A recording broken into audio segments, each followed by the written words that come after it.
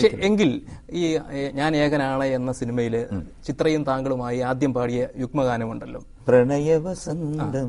ആ പാട്ടില് താങ്കളെ കൊണ്ട് പാടിച്ചിട്ട് പിന്നെ യേശുദാസിനെ കൊണ്ട് മാറ്റി പാടിപ്പിച്ചത് എന്തുകൊണ്ട്? പ്രണയവസന്തം സത്യനന്ദിക്കാട് എഴുതി ചേട്ടൻ ട്യൂൺ ചെയ്ത് ചിത്രയും ഞാനും, ചിത്ര കോട്ടണിൽ നിന്ന് എന്താ ഫ്രോക്കൊക്കെ ഇട്ടുണ്ടെന്ന് ഇപ്പോഴും ഞങ്ങൾ രണ്ടുപേരും പാടിയത് ഓർമ്മയുണ്ട്. അന്ന് ഞാൻ ഒരുപാട് ആഗ്രഹിച്ചിരുന്നു. അതായത് എന്താണ്, പിന്നെ സിനിമാ തിയേറ്ററിൽ പോകുമ്പോഴത്തെ എം ജി ശ്രീകുമാറിന് ഇതിനകത്ത് എഴുതി കാണിക്കുക, ഒരു ദാസേട്ടനും ജയചന്ദ്രനും ഒക്കെയുള്ള ഈ പാട്ടുപുസ്തകം ഇറങ്ങുമല്ലോ, അതിനകത്ത് ഒരു 100 ദാസേട്ടന്റെയും ജയചന്ദ്രന്റെയും ഇടയ്ക്ക് ഒരു എം ജി ശ്രീകുമാർ, അതൊന്ന് വായിക്കുക. അതൊക്കെ എൻ്റെ ഒരു ഡ്രീമായിരുന്നു. അതൊക്കെ തകർന്നുപോയി. പക്ഷെ അത് ഞാൻ ചേട്ടൻ്റെ അടുത്ത് ചോദിക്കുകയും ചെയ്തു. അത് ചേട്ടന് അദ്ദേഹം ദാസേട്ടൻ വന്ന് പാടിയപ്പോൾ ചേട്ടൻ പോയതുമില്ല. പിന്നെ ആദ്യമൊക്കെ എനിക്ക് ഒരുപാട് സങ്കടവും ദേഷ്യവും വിഷമവും ഒക്കെ എൻ്റെ ചേട്ടൻ്റെ അടുത്ത് തോന്നി. പക്ഷേ ചേട്ടൻ്റെ കയ്യിൽ നിൽക്കാത്ത ഒരവസ്ഥയായിരുന്നു. കാരണം അതിൻ്റെ പ്രൊഡ്യൂസറും അതിൻ്റെ ഡയറക്ടറും പറഞ്ഞു, ഇത് എനിക്ക് ഞാൻ പാടിയത് ഒരു അമച്ചറിഷ് രീതിയാണ്. എൻ്റെ തുടക്കമായിരുന്നു, എൻ്റെ എന്താണ് വളരെ തുടക്കത്തിലായിരുന്നു. അപ്പൊ അത് നമുക്ക് മാറ്റിയിട്ട് അത് പിന്നെ താങ്കൾ അമച്ചറിഷ് ആണെന്ന് അവർക്ക് തോന്നുന്നു, ചിത്രയുടെ തുടക്കമായിരുന്നു. അതിപ്പം എന്താ ഭാഗ്യം എന്നുള്ള അല്ലാതെ ഒന്നും പറയാനില്ല. കാരണം ആരുടെ ഭാഗ്യം? ചിത്രയുടെ ഭാഗ്യം. ചിത്രയുടെ ഭാഗ്യം. ചിത്ര അതിനകത്ത് തന്നെ വേറൊരു പാട്ടും പാടിയിട്ടുണ്ട്, രജനി പറയൂ പൂനിലാവിൽ.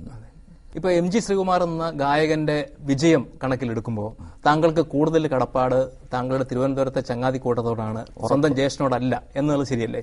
അല്ല, ജ്യേഷ്ഠനോട് കടപ്പാട് എന്ന് പറയുന്നില്ല, ജ്യേഷ്ഠനേക്കാൾ കൂടുതൽ. അല്ല, ചേട്ടൻ ഒരു രീതിയിൽ, അതായത് എന്നെ ശാസ്ത്രീയ സംഗീതവും, അതായത് ഒരു വീട് കെട്ടുമ്പോഴത്തേക്ക് അതിന്റെ ഒരു ബേസ്മെന്റ് എന്ന് പറയുന്നത് എന്റെ ചേട്ടനാണ്. അതിന്റെ മേളിൽ കെട്ടിപ്പൊക്കിയത് എന്റെ സുഹൃത്തുക്കളാണ്. താങ്കളുടെ ഈ വിജയത്തിൽ താങ്കൾക്ക് കൈവന്ന എല്ലാ ഐശ്വര്യത്തിലും ഈ കൂട്ടുകാരുടെ സംഘത്തിനുള്ള സംഭാവന എത്രത്തോളമാണ്? ഒരുപാടാണ്. ഇപ്പം ഞാൻ അവരോട് നന്ദി പറയാണ്. കാരണം ഇപ്പൊ പലരും എന്നെപ്പറ്റി, എന്റെ കൂട്ടുകാർ എന്നെ തിരിച്ച് പറയുന്നുണ്ടെങ്കിലും ഞാനത് പറയില്ല.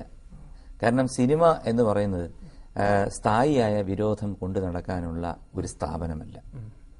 സിനിമ എന്ന് പറയുന്നത് തൽക്കാലം അങ്ങോട്ടും ഇങ്ങോട്ടും ഒക്കെ പാരവെപ്പും രാഷ്ട്രീയത്തിലുള്ള പോലെ തന്നെ എന്തെങ്കിലുമൊക്കെ ഇത് സംഭവങ്ങളേ ഉള്ളൂ.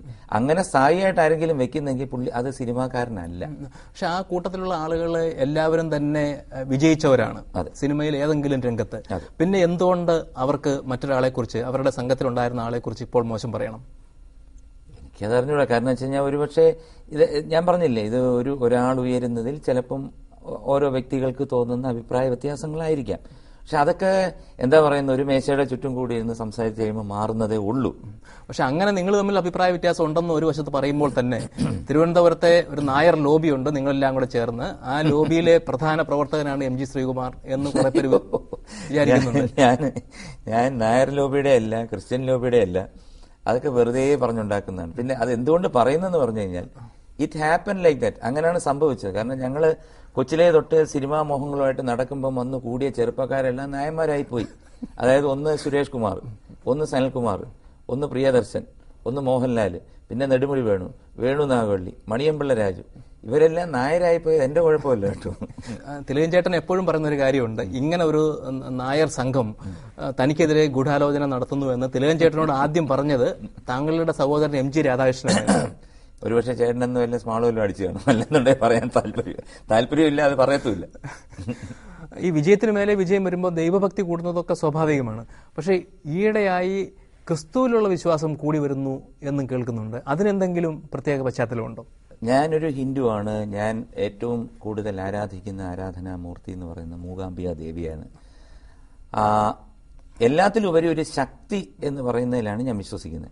പക്ഷെ എങ്കിലും എനിക്ക് ക്രിസ്ത്യാനിറ്റി, എസ്പെഷ്യലി ജീസസിനോട് എന്തോ ഒരു വല്ലാത്ത ഒരു അദ്ദേഹത്തിന്റെ സ്പർശം എനിക്കുള്ള പോലെ എനിക്ക് തോന്നാറുണ്ട്. കാരണം പല സമയത്തും പല സങ്കടകരമായ നിമിഷങ്ങളിലും പല ഡിസിഷൻസും ഒക്കെ എടുക്കുന്ന പല ഇതിലും ഒരു നേരം പ്രാർത്ഥിക്കുമ്പോഴത്തേക്ക് എന്തോ ഒരു പവർ, എന്തോ ഒരു ശക്തി. ഇപ്പം ഞാൻ പറയട്ടെ, മൂകാംബിക ദേവി അമ്പലത്തിൽ പോയപ്പോഴത്തേക്ക് ഞാനും പ്രിയനും ഒരു വലിയൊരു സംഭവമാണത്. അപ്പോൾ പ്രിയൻ പറഞ്ഞു, നീ ഒരു കാര്യം ചെയ്യേ, നീ പിന്നെ ആ സരസ്വതി മണ്ഡപത്തിൽ കയറി ഒരു കീർത്തനം പാടാൻ പറഞ്ഞു. ഞാൻ അവിടെ പോയി, ഞാൻ എന്നിട്ട് വീണാ കലിതഹരേ സരസ്വതി വാണി വൈഭവ ഗുണമിളിതേ എന്ന് പറഞ്ഞ നല്ലൊരു സരസ്വതി കീർത്തനം പാടി ഇറങ്ങിയപ്പോൾ പ്രിയം പറഞ്ഞു, നോക്കിയോ നിനക്ക് ഇതിനകത്ത് എന്തെങ്കിലും അനുഭവം കിട്ടിയില്ലെങ്കിൽ നോക്കിയോന്ന്. സത്യം പറയാണ്, ഹിസൈനസ് അബ്ദുള്ളയ്ക്ക് ഞാൻ വിചാരിക്കാതിരിക്കാതെ നാദരൂപിണി എന്നുള്ള ആ സരസ്വതി ദേശീയ അവാർഡ് കിട്ടി. അതുപോലെ തന്നെയാണ് ഞാൻ അമേരിക്കയിൽ അവിടെ ഇത്രത്തോളം യഹോവ സഹായിച്ചു എന്നൊരു പാട്ട്, അത് ഞാൻ ഏകദേശം 16 സ്റ്റേറ്റ്സിൽ അത് പാടിയപ്പം എനിക്ക് ഉണ്ടായ വികാരവും എനിക്ക് കിട്ടിയ അപ്പോഴെല്ലാം എന്നെ തിരിച്ച് ആ ഗാനം പാടിയിട്ട് തിരിച്ച് കേരളത്തിൽ വന്നപ്പം നാഷണൽ അവാർഡ്സ്, പിന്നെ ഒരുപാട് ബഹുമതികൾ എന്നെ തേടി വന്നു. ശ്രീകുമാറിന് ഇപ്പോൾ വേണ്ടത്ര പണമുണ്ട്, പ്രശസ്തിയുണ്ട്, സിനിമയിൽ അവസരങ്ങളുണ്ട്, പുറത്ത് അവസരങ്ങളുണ്ട്.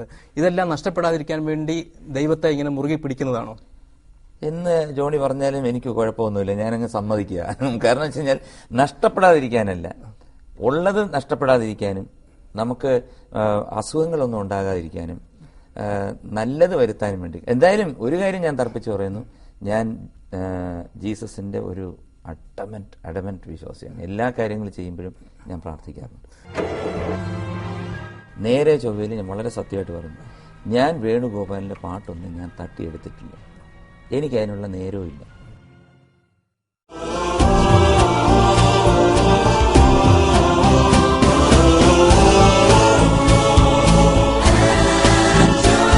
Different people, one home. ManoramaOnline.com, your home